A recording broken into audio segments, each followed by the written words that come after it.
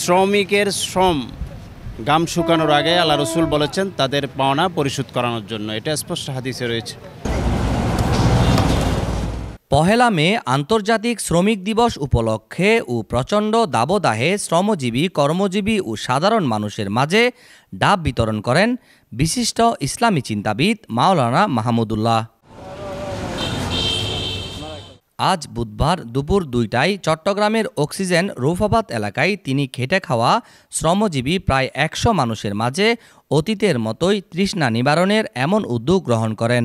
ডাব পেয়ে মহাখুশি সাধারণ মানুষ তাদের প্রতিক্রিয়া ব্যক্ত করে বলেন, উদ্যোগটা খুবই প্রশংসনীয়। আমরা যার অবস্থান থেকে এই যে তীব্র ধাপ চলতেছে গোটা দেশব্যাপী, আল্লাহ যেন এই থেকে উদ্ধার করে এবং যার সমর্থ মতো যতটুকু ঠান্ডা পানি বা জাতীয় যে যতটুকু পারে সেবা করাটা আমরা উচিত বলে এটা মানবিক একটা বিশাল একটা সেবা। সারা বাংলাদেশের একটা গরমের হিট নামক একটা প্রভাব ফেলছে এই চট্টগ্রামে মাহমুদুল্লাহ স্যার যে সুন্দর শ্রমজীবী মানুষের মাঝে যে আজকে মে দিবস উপলক্ষে ডাব বিতরণ করতেছেন, এটা একটা আল্লাহ তাআলার অশেষ রহমত। এগুলো শ্রমজীবী মানুষের রিজিকে আসে বিদায় আজকে মাহমুদুল্লাহ স্যারের নেতৃত্বে একটা ডাব বিতরণের একটা আয়োজন করা হয়েছে। ডাব সবারই দিছি, তাতে আমরা এটা দেখতে খুশি হয়েছি, আমরা সব ভালো আছি। এমন উদ্যোগের বিষয়ে জানতে চাইলে মাওলানা মাহমুদুল্লাহ জানান, আজকে হচ্ছে ইন্টারন্যাশনাল অর্থাৎ জাতীয় শ্রমিক দিবস। যখনই শ্রমিকের শ্রম শেষ সেখানে আমাদের দেনা পরিশোধ করতে হবে।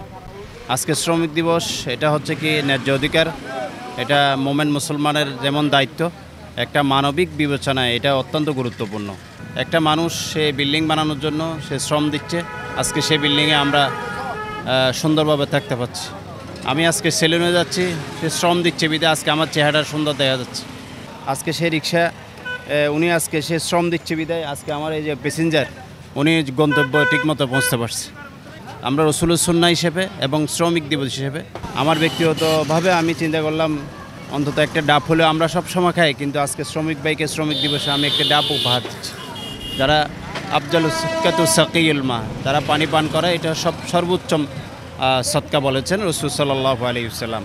তো এই ডাবের ভিতরে ভিটামিন যেমন রয়েছেন, এটা একটা পানি।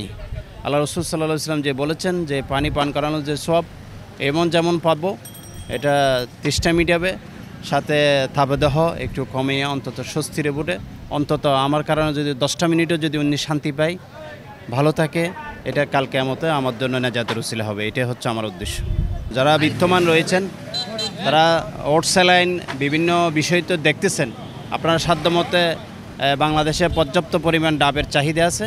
শ্রমিকদেরকে ডাব খাওয়ান, ওনাদের আরও এনার্জি যাতে আসে, ওনারা যাতে ওনার ফ্যামিলিদেরকে যাতে তৃপ্তি করে ওনাদেরকে মুখে হাসি ফোটাতে পারে। যারা মানবিক সংগঠন পুরো বাংলাদেশে কাজ করে যাচ্ছে সবাইকে আমি ধন্যবাদ জানাই আজকে তাপদাহর মধ্যে। আর আল্লাহর কাছে আমরা দোয়া করি যে তাপদাহ যাতে একটু শীতল হয়ে আমাদেরকে সেই রহমতের বৃষ্টি যাতে আমাদের মাঝে আসে। দুর্যোগ দুর্বিপাকে সব সময় মানুষের পাশে থেকে মানুষের জন্য মানবতার হাত বাড়ানোই হোক প্রত্যেক মানুষের দায়িত্ব।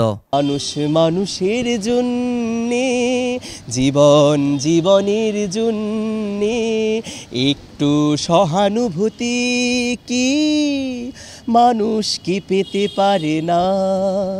ও বন্ধু, মানুষ মানুষের জন্যে। মোহাম্মদ রবিল হোসেন, মিডিয়া এক্সপ্রেস, চট্টগ্রাম।